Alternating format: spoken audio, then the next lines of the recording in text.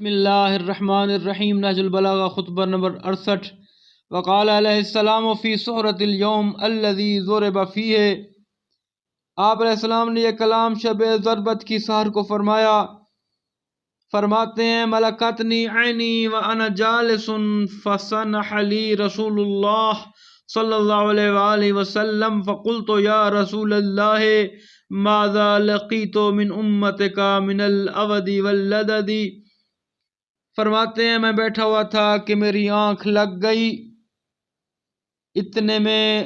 رسول اللہ صلی اللہ علیہ وآلہ وسلم میرے سامنے جلوہ افروز ہوئے۔ میں نے عرض کی یا رسول اللہ،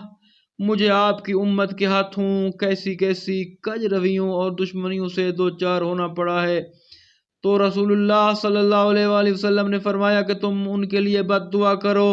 تو میں نے صرف اتنا کہا کہ اللہ